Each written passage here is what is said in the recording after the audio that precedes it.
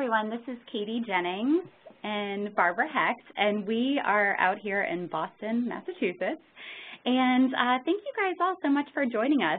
Our presentation is starting here at 9:45 p.m. our time, and Barbara and I were just kind of laughing about how we've given many presentations before, but never this late. So we will try to keep you guys entertained in a week for the presentation. And we're going to try to keep this pretty informal. So if you have any questions, feel free to ask.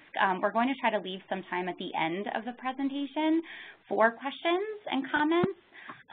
But if we don't get to all of the questions, we want you guys to feel free to email us. I'm going to go ahead and give you guys my email address. It's kjennings, Jennings, at clarkschools.org, and it's Clark with an E, schools with an S.org. And we're here today to talk to you guys about T-visits and distance therapy for parents and your infants and toddlers who are deaf and hard of hearing. We understand that the majority of you on the call today are parents, and so we're going to try to direct this presentation towards you, and hopefully we'll be able to provide you guys with some information about how T-visits are run and how we came about doing this T-visit project. So here we go. So I'm going to hand it over to Barbara Hecht, the director here at Clark, who's going to introduce herself now. So Katie and I actually both like the outdoors, and so we decided to show you what we look like. And so there I am in my kayak. It was actually in November. It was pretty cold. I'm the director of Clark Schools in Boston. I'm also currently the president of Option Schools International, which is an organization of private programs for deaf and hard of hearing children that teach spoken language to children. And in terms of this presentation especially, I'm the co-director of a project that we called the T-Visit Project. And T-Visit stands for telepractice, that's the little t, virtual intervention services for infants and toddlers. So there's a picture of me. I was actually climbing a mountain. My husband and I are very outdoorsy folk. We like to camp and hike, and so I thought I'd go ahead and give you guys a little pic of me on top of a mountain. And here at Clark, I am the mainstream coordinator. So I work with children who are mainstreamed into public schools. And I'm also a practitioner in the T-Visit Project. And I'm a teacher of the deaf, and I work with children who are birth through 22 years of age. So at Clark Schools for Hearing and Speech, our expertise is in listening and spoken language, but we also support families in whatever mode of communication that they use. So we work mainly with children who use listening and spoken language, but we do have a variety of families who use sign language support outside of Clark. And our mission at Clark is to provide children who are deaf and hard of hearing with the listening, learning, and spoken language skills that they need to succeed. And Clark was founded in 1867, and it started in central Massachusetts. And since the beginning of Clark, we now have 6 campuses located in Massachusetts, New York, Pennsylvania, and Florida.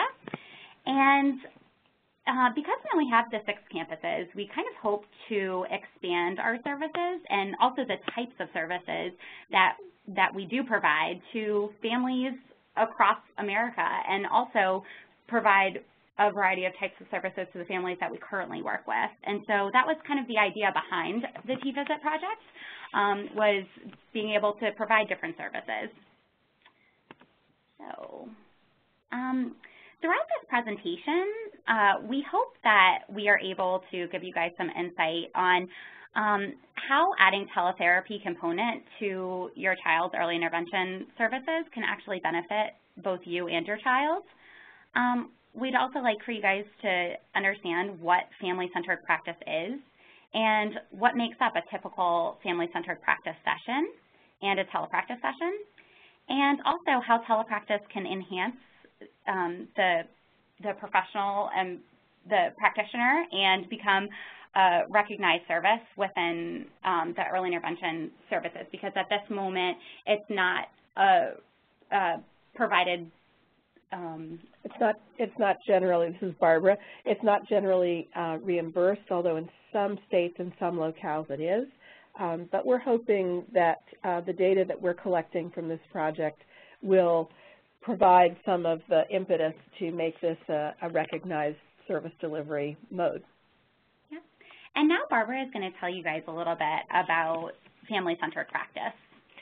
So I'm sure that many of you are immersed actually in family-centered practice, but there's really quite a lot of research and a growing body of research that really demonstrates how important you are as parents to the outcomes for your children.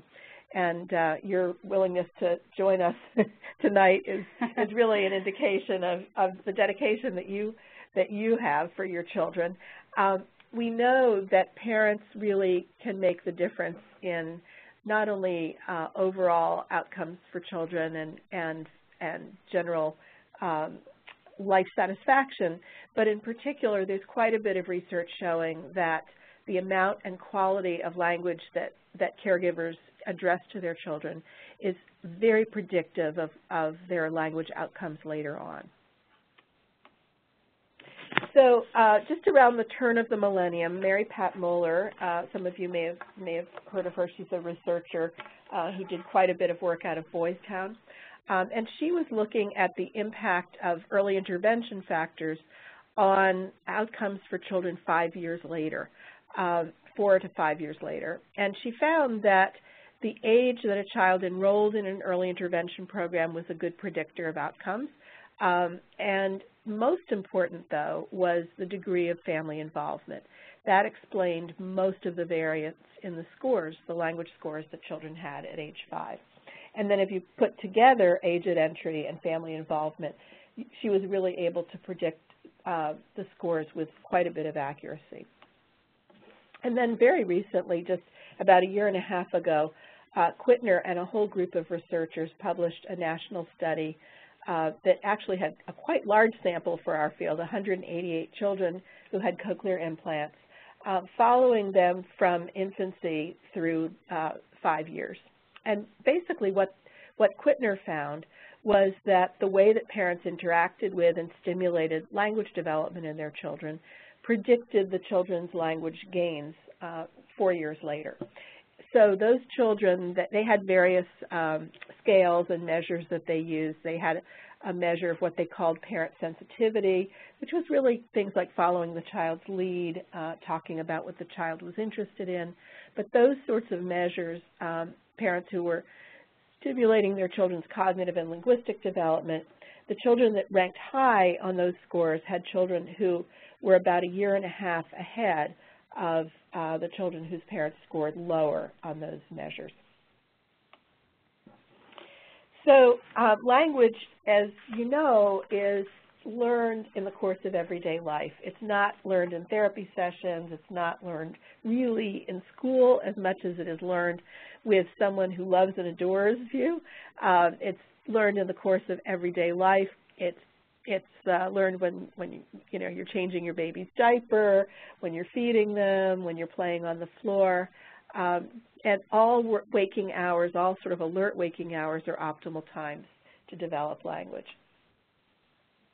This is a slide that we've actually used in a number of presentations. It's our most widely requested slide because it kind of demonstrates visually for you, I think, how relatively insignificant those 2 hours of early intervention direct services are that you get.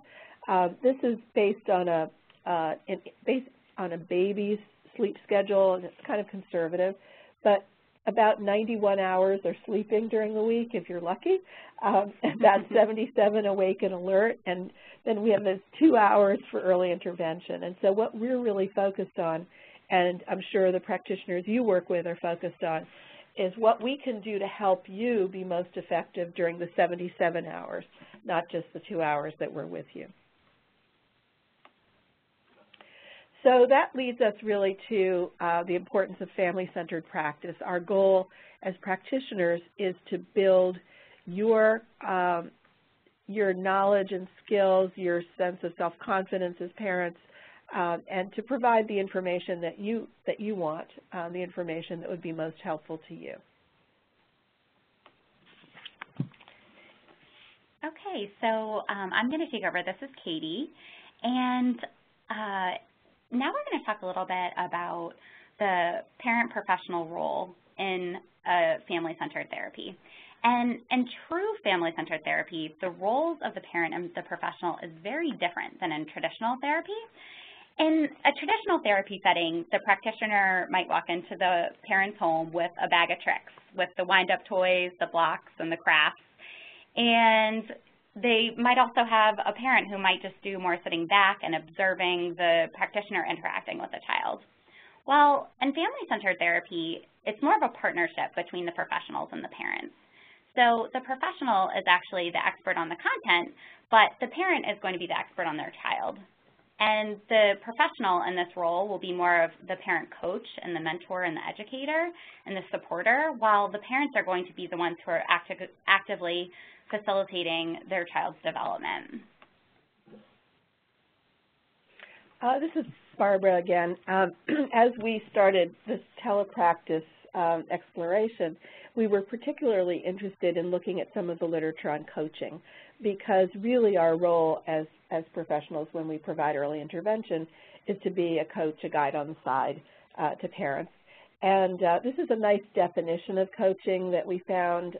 There are many others, but what we're really talking about is a strategy that helps you as a caregiver improve your skills and practice those sorts of skills that will be most beneficial for your child.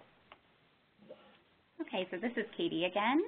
And, you know, the next slide, we looked at this picture of this father and this daughter, and here he is making pudding with his little girl, and this is what it's all about. The coaching model is the parent doing the activity with the child. It's not the practitioner doing the lead. So it's always all about the parents being in charge and making sure that the practitioner is maybe making some suggestions and giving some guidance. They're always giving it back, that responsibility back to the parent. The practitioner's role in this is actually to be more of the observer, the encourager, maybe someone who suggests things, and might guide some self-reflection after the fact.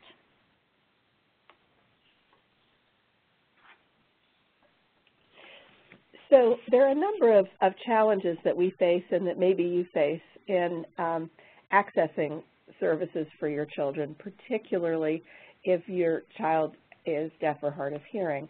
And really the most, the most important one of these is that there's a critical shortage of specialized professionals in our field and very few centers of excellence and expertise.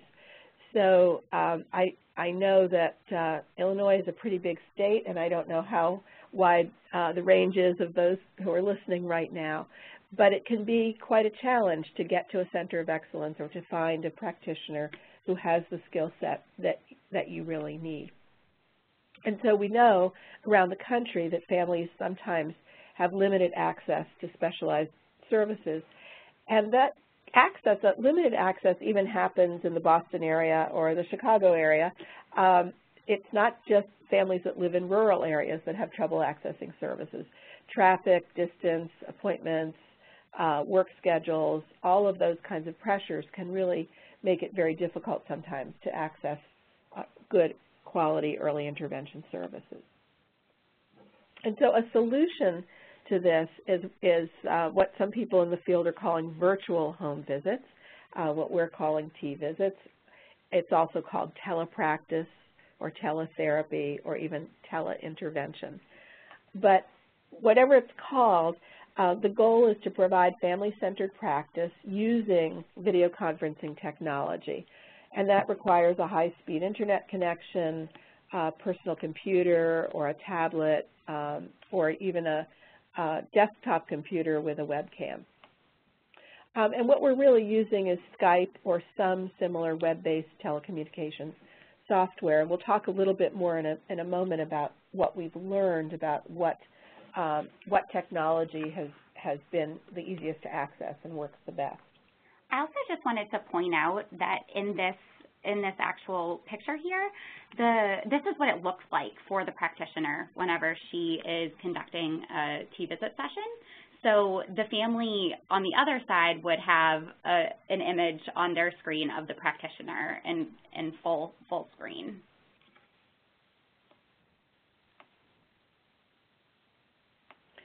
So just a little bit about the design of our T-Visit project and how this all worked. This project was a collaboration between Clark Schools in Massachusetts and Creek Soundbridge in Connecticut. So we were actually targeting 3 southern New England states, Connecticut, Rhode Island, and Massachusetts. Our goal was to reach about 80 families in ranging from suburban, rural, and urban families. And important for you to understand how this worked, this was what we called a hybrid model. So we were reaching families through telepractice that we were also seeing face-to-face. And the goal was really at this point to have families really be able to compare for us what it was like to have a telepractice session versus having a face-to-face session, and also for our practitioners to do the same. As I had mentioned before, this telepractice is not widely reimbursable, and in New England, in these states, is not currently reimbursable by insurance or through Part C funding. So we actually received a grant from a private foundation to try this out, to practice, and to see what we could learn about effective use of teleservices. So our project basically involved training the professionals to actually not only use the technology, but how to transfer what they were used to doing face-to-face over the internet. And we provided equipment or broadband access to those families that did not currently have it. We weren't even sure how many that would be, but it turned out to be about a quarter of the families we worked with either didn't have a usable device like a laptop or an iPad, and some of them actually did not have internet or broadband connection. So the nice thing was that the grant actually provided us the means to loan equipment and to provide some broadband access, usually through a local hotspot. And the goal of the project, again, was to collect data, to get some experience, and to learn about how to do this well with a large and diverse sample. And in order to do that, we actually had an organization called the Donahue Institute that is out of the University of Massachusetts. They specialize in program evaluation, and so they were our outside evaluators who helped us not only at the end of the project, but as we were going along, who helped us to get information, questionnaires, focus groups, so that we could continue to pilot this project and to tweak it. Our goal, and I'll just sort of list a whole bunch of things for you here on the screen, but our goal was to evaluate, to get some quantitative numbers like how much time was saved in travel, how much did providing telepractice reduce the number of cancellations due to illness or bad weather, how many families actually enrolled and continued to enroll, what did the families think about this, what did the practitioners think about it, what kind of training is needed for both families and practitioners to use it effectively. So one of the major questions that we asked ourselves are who's going to be interested in these T-visits? What kind of families can we reach out to? Who might be on board with using this technology? And we initially thought that we were going to find these families who were kind of tech savvy and maybe a higher SES. And what we actually found was that across the board, people were interested. People who had never even used the internet before, who'd never had a computer in the home, were interested in trying out this therapy, and we were able to reach a lot more people than we anticipated initially.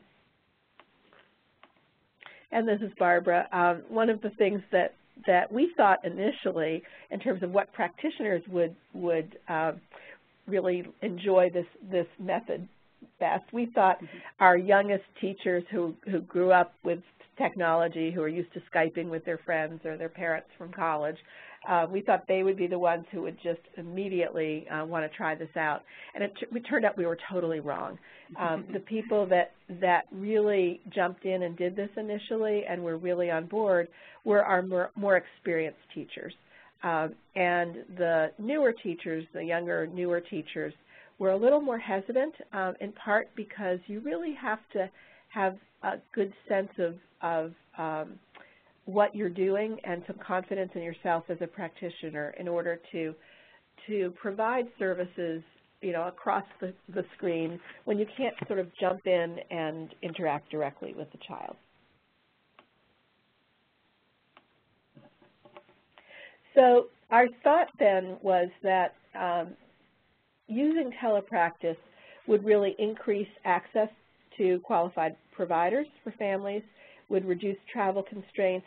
We provide center-based services as well as home-based services, so whether the practitioner was traveling or the family was traveling, we hoped that it would really cut down on that time and expense.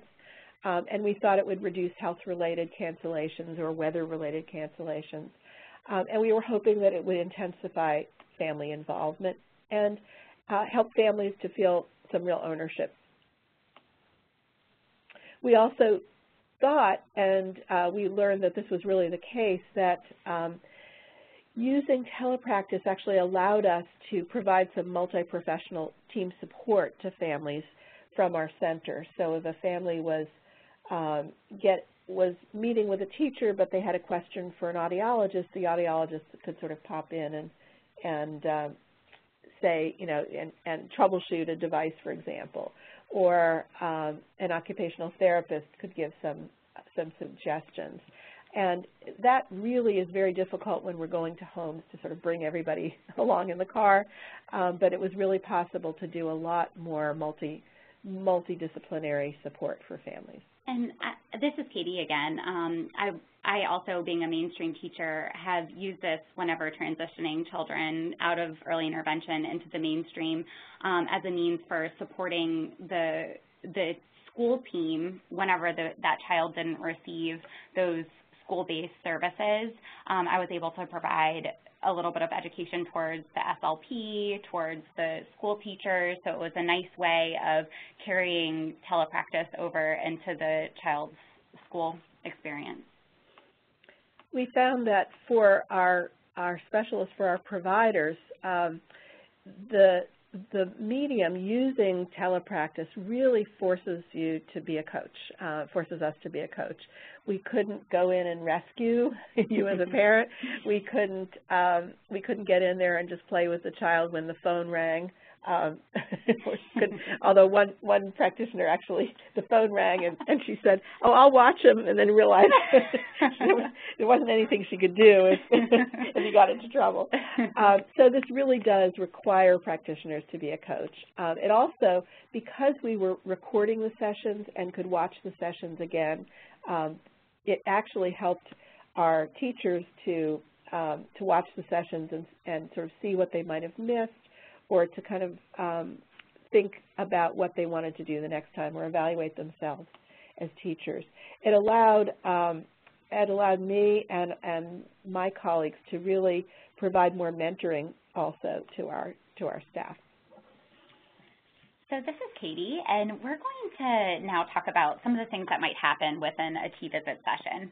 So every T-visit might look different, and sometimes we'll touch on just having conversations with the family to find out how things are going at home, what are some of the struggles that are happening at home. You may know that the family just went in for an SLP evaluation, a speech and language evaluation, and as the practitioner, we want to make sure that the family feels supported and understands what those assessments are. So we will review those assessments with the families. We may be troubleshooting devices, just doing observations of the family working with the child, and being able to make some suggestions and counseling the family and helping them through a difficult time.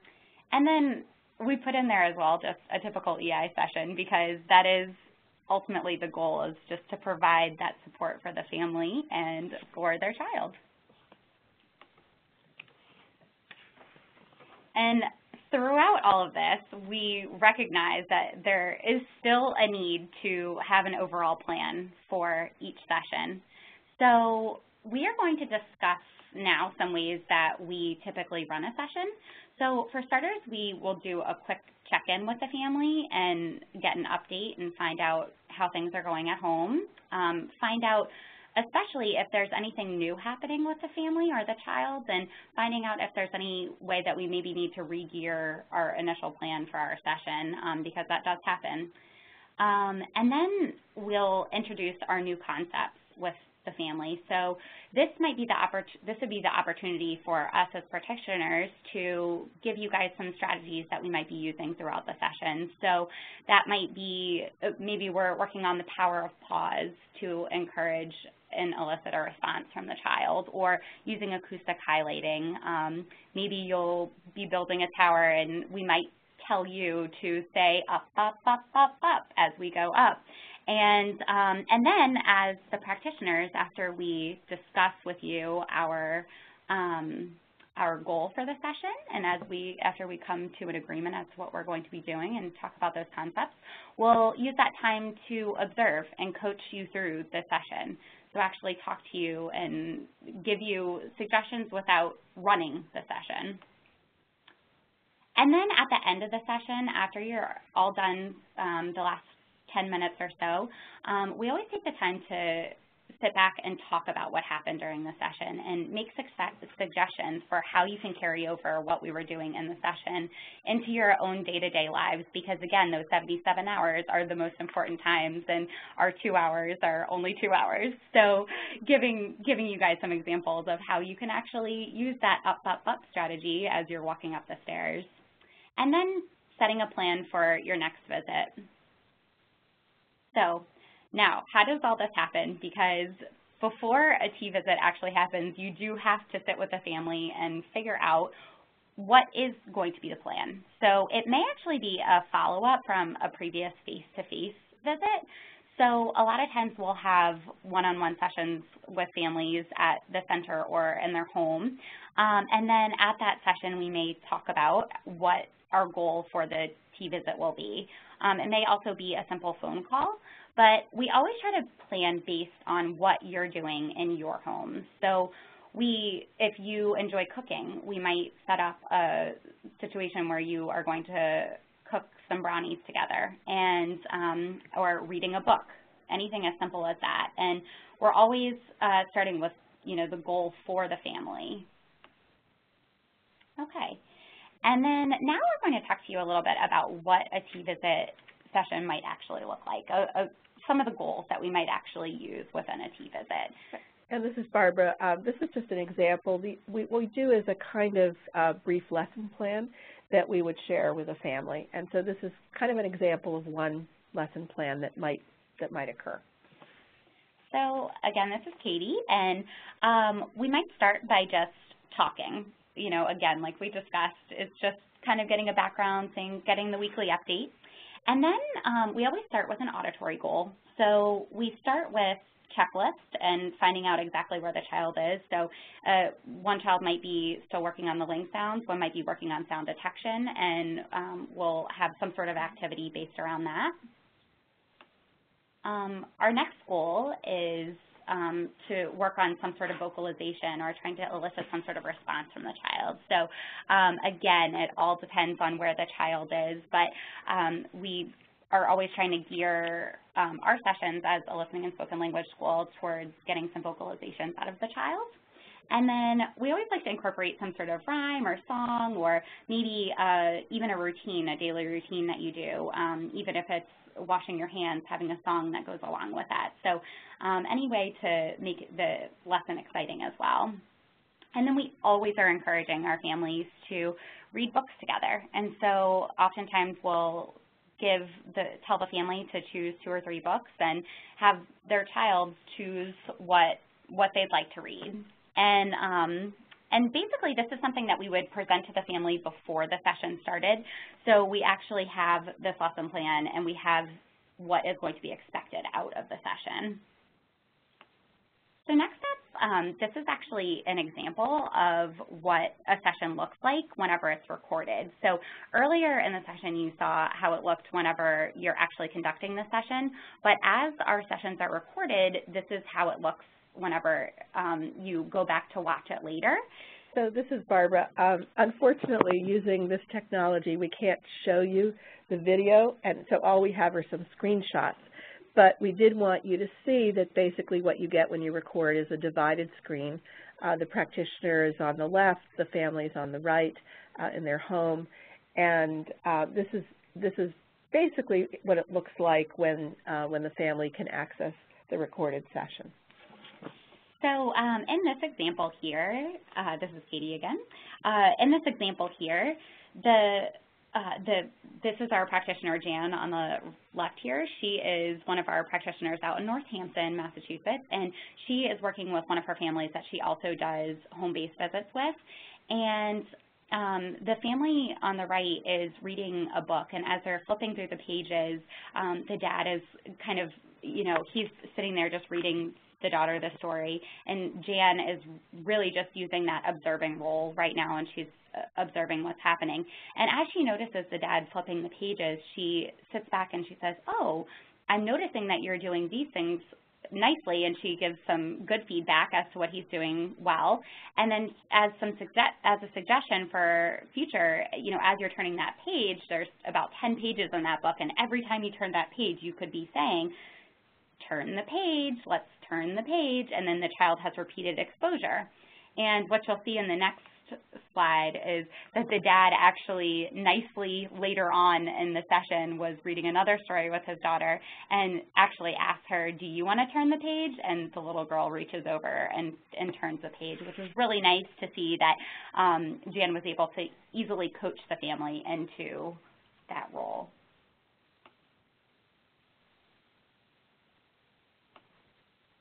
So I'm just noticing the time, and I want to be sure that we have a moment to get to your questions. But one of the things that surprised us actually initially was that it really is possible, even when we're Skyping or FaceTiming, to establish and nurture a relationship with the parent. Some of our teachers and practitioners were worried about whether you could really develop a relationship and keep a relationship going, and we found that not only could you do that, but it was really possible to discuss sensitive issues, decision-making. We had families who were trying to make decisions about communication methodology or placement in a school program. We had a parent whose child had a sudden drop in hearing thresholds, and it was very upsetting to the family, and they actually immediately asked if they could do a T-visit to talk about it. We've done CI surgery prep, advocacy discussions, almost anything that you could imagine that would happen in a face-to-face session. Even assessment of the child. We wouldn't do a formal test, but a lot of the assessments we do with infants and toddlers are really checklists that the parents help to fill out, and so we can certainly do that using telepractice. One of the great things we discovered was that this is a wonderful way to provide interpreting services for families, either families with limited English or families who use ASL or another sign language system. We could have the interpreter either with the family or with the practitioner in the office. And so these are actually some examples that I'm going to kind of skip through a little bit, but in this case you have the practitioner and the interpreter in the office, the parent and the child at home. I'm sorry, it's a little dark on the screen, but this is a parent who called and asked if they could do a session in the evening when they had just gotten the results of a real drop in hearing. What we found as we've been collecting data from and questionnaires from families and our practitioners is that using telepractice actually resulted in what the practitioners felt was much more parent engagement with their children during the sessions, and we loved to see parents assuming more responsibilities for the activities. It allowed us a lot of flexibility in maintaining contact with families in between times when we had to drive to see them or they had to drive to see us. And then the families told us that as a result of these sessions, their confidence went up. They felt that they were actually learning some new skills, that having the possibility of doing telepractice really allowed for continuity of services when they went on vacation or when they had to go out of town. We had one family where there had been a death in the family, and they actually needed to be out of town but wanted to keep things going when they were away for a couple of months. And it allowed for a lot of flexibility in terms of time of day. One of the challenges that we have, these are just some of them, as this technology moves forward, we want to make sure that everybody can access the technology. Do they have the equipment? Do they have internet? How do we ensure privacy and make sure that we're following all of the HIPAA compliance rules, that sort of thing? How do we make sure that the providers who are using this as we expand develop the appropriate skill set?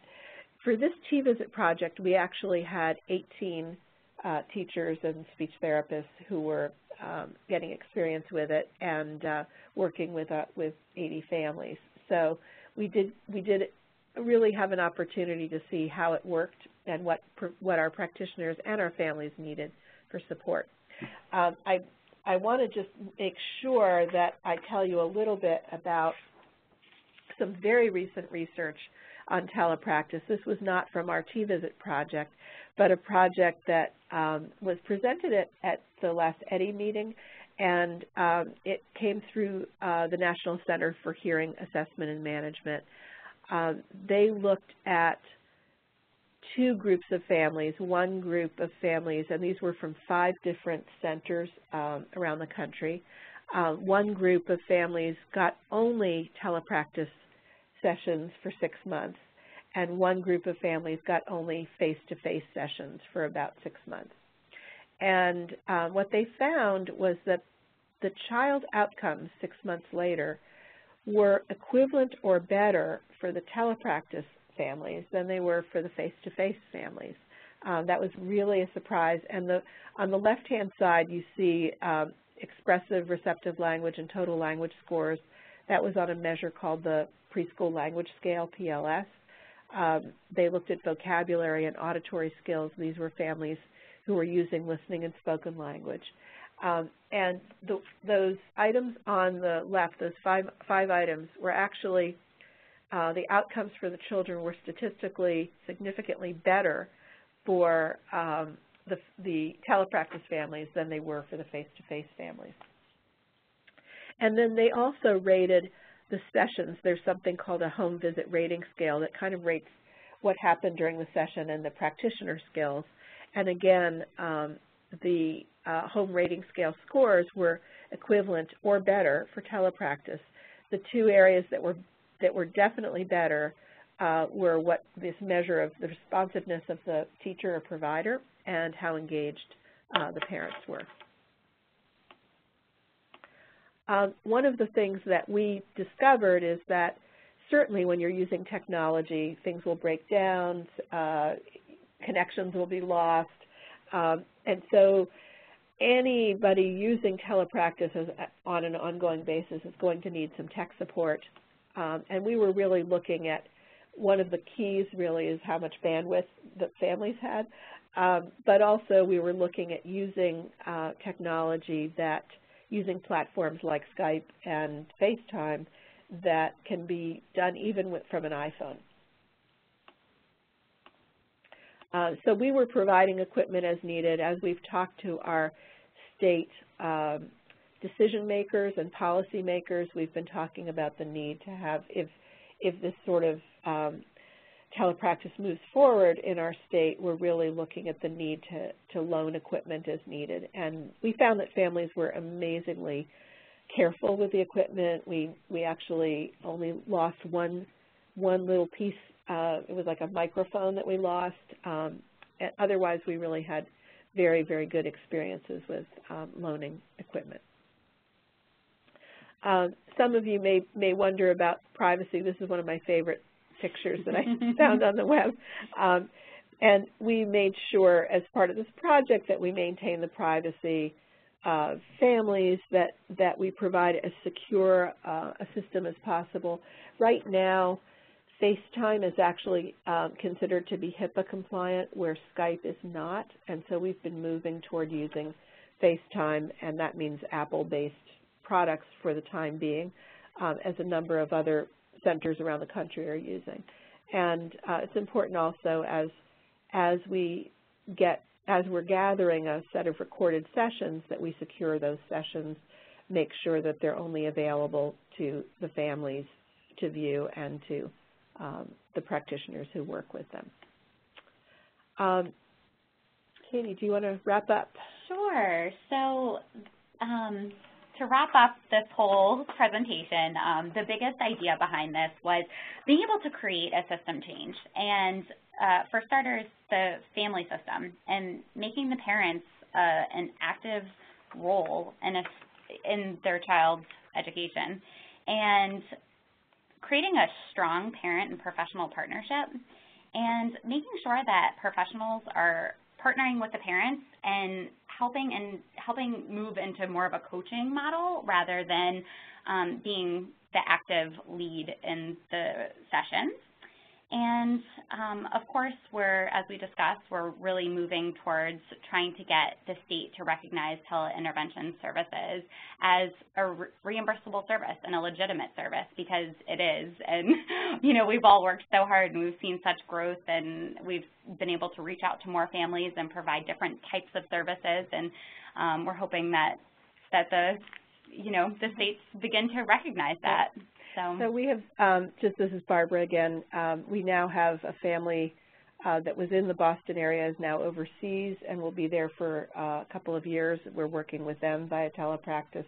Katie is going to be supporting a few families who are in the process of transition into preschool, and providing some support for those families as they navigate that transition. We're looking at a whole range of ways that we can use this technology and this medium to reach out to families and provide what support we can.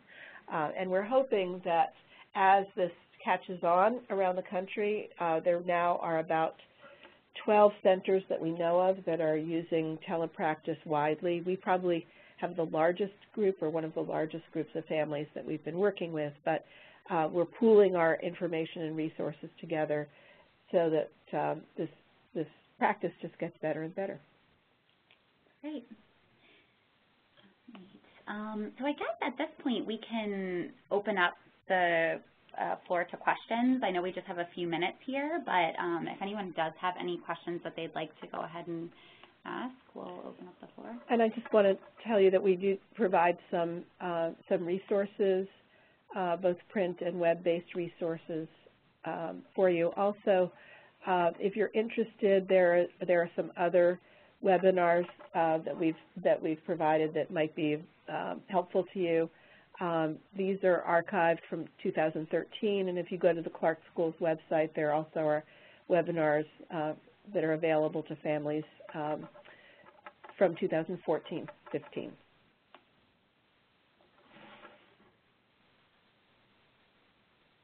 Hi, this is Kristen. Hi, Kristen. Hi, I just wanted to say thank you. This was such an informative webinar that I really didn't know a whole lot about, so this was great to get all of this information.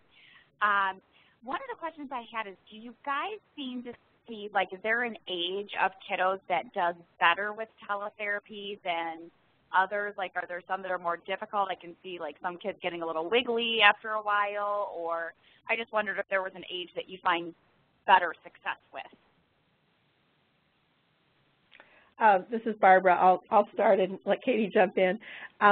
It's certainly easier, when you have a baby that isn't moving all around the house. But we've been pretty successful also working with pretty active toddlers, especially if the parent is using an iPad on their end because you can just pick it up and go. We also have found that, so certainly we've used it with birth to 4-year-olds pretty successfully. But generally for the older, more wiggly kids, we try to come up with some activities that in advance that are going to keep them engaged. And I can speak to some experience there. I've actually even conducted a teletherapy visit where I didn't even see the family the entire time. They were off screen because they were doing something else, and that does happen sometimes. I mean, it's like you really never know what to expect, you know, really even from a typical EI session, but whenever you're conducting the session, that does happen where you can hear the family off screen, and sometimes I'll ask the family, oh, can you readjust your camera just a little bit so I can see what's happening? And so you do sometimes have to work through those kind of kinks. We do try to avoid just using the high chair as a corral all the time. Occasionally that's okay, but we're trying not to just do high chair based stuff. Although, but we've had some families that want to just put the child in a car seat, and we said, you know, let's try some other things first. So it takes a little bit of planning as your children become more mobile, but you know, if you plan a cooking activity or playing with Play-Doh or something where they're sitting at a table for a while, it really works out pretty well. And then if the child runs off and does something else, it's okay too, because we can sort of chat with the parent a little bit about what happened and what they might try next. Thank you so much. I appreciate it. Thank you for the question.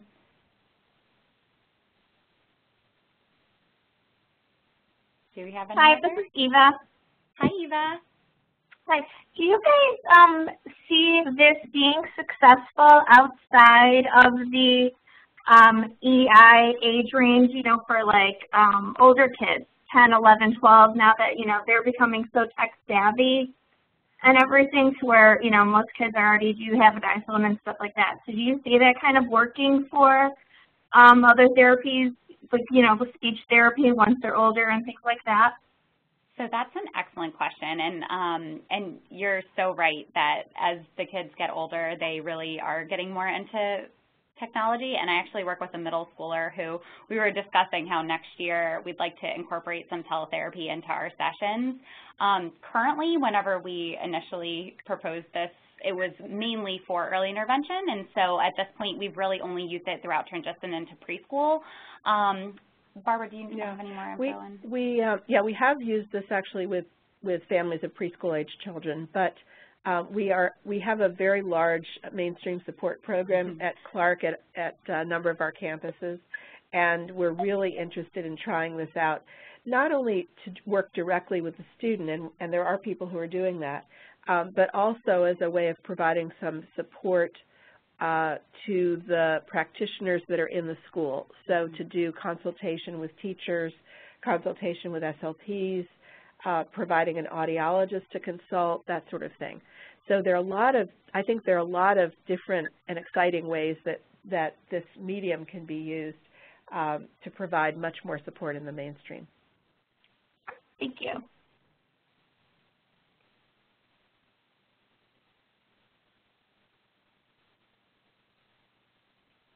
Anybody else?